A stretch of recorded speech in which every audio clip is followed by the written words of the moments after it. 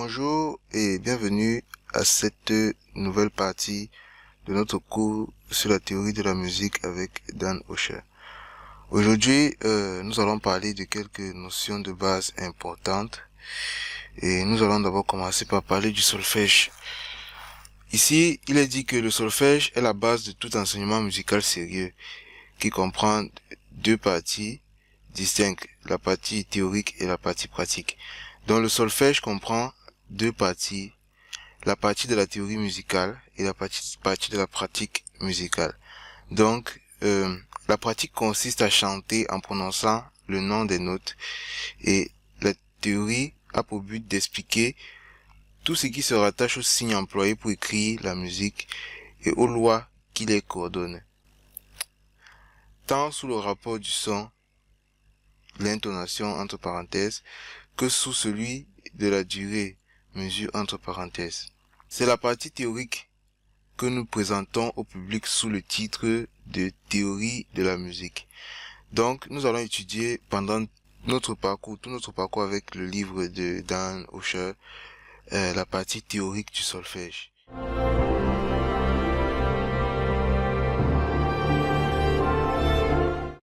La musique est l'art des sons. Elle s'écrit et se lit aussi facilement qu'on lit et écrit les paroles que nous prononçons.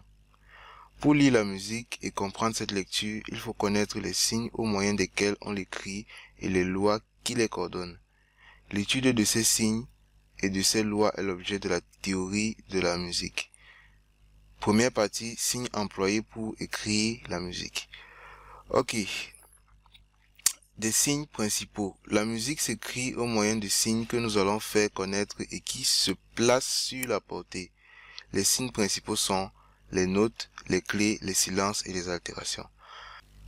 Les notes, ce sont des signes qui permettent de distinguer les sons en musique. Donc, on a les notes, par exemple, do, ré, mi, fa, sol, la, si, qui permettent de déterminer les hauteurs de son dans la musique. Les clés, ce sont des éléments qui permettent de distinguer dans quel registre nous sommes en train de travailler. Donc c'est comme un repère. Si on est en train de travailler avec les aigus, on va voir qu'on utilise la clé de sol. Si on est en train de travailler avec des graves, on va voir qu'on utilise la clé de fa. Par exemple, avec un instrument comme la guitare basse, on utilise la clé de fa parce que il s'agit du registre des graves.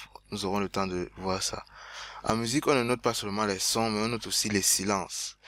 Les silences, ce sont les instants de pause qu'il y a dans la musique, des instants de répit. Donc, tous ces endroits sont notés en musique. Donc, il n'y a pas que les sons qui sont notés dans la musique, même les silences sont notés. Et enfin, nous avons les altérations, ces signes qui permettent de faire varier les gammes, et nous allons prendre le temps de tout étudier dans les parties qui suivent. Donc, voici le premier élément que nous allons étudier, c'est la portée. La portée, c'est cet ensemble de 5 lignes que vous voyez, horizontales et parallèles, équidistantes, dans lesquelles et sur lesquelles on inscrit les notes.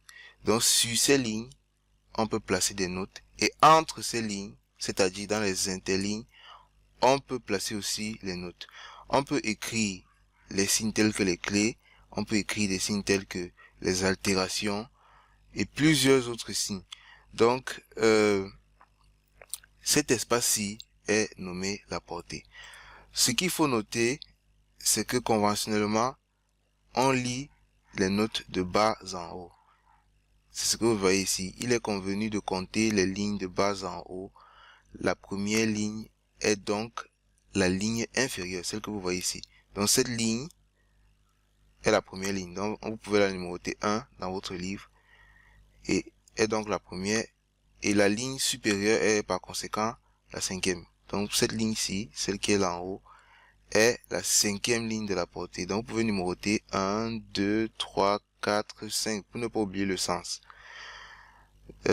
Donc, les espaces qui sont compris entre les lignes, nous l'avons déjà dit, ce sont les interlignes. Les interlignes se comptent aussi de bas en haut. Donc, première interligne, c'est entre la première et la deuxième ligne. Donc, voici le premier interligne. Deuxième interligne.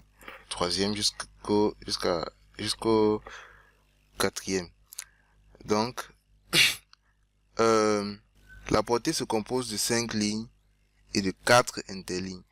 C'est sur la portée que se placent les signes qui servent à écrire la musique. Pour construire une maison, il faut d'abord placer la fondation. Donc c'est sur la fondation qu'on peut créer tout ce qu'il y a au-dessus, les chambres, le salon, la cuisine, les toilettes, et on peut même encore ajouter d'autres niveaux, mais il faudrait d'abord qu'on ait la fondation. Donc sur une partition, la portée est comme la fondation de la musique. Donc quand on écrit un air ou bien une œuvre musicale, on commence d'abord par avoir une portée qui a 5 lignes et 4 interlignes qui se lisent de bas en haut. Donc c'était tout pour la leçon d'aujourd'hui. Ce qu'il faut retenir, c'est que pour écrire la musique, il faut une portée. Une portée qui est un ensemble de 5 lignes et 4 interlignes qui se lisent tous de bas en haut.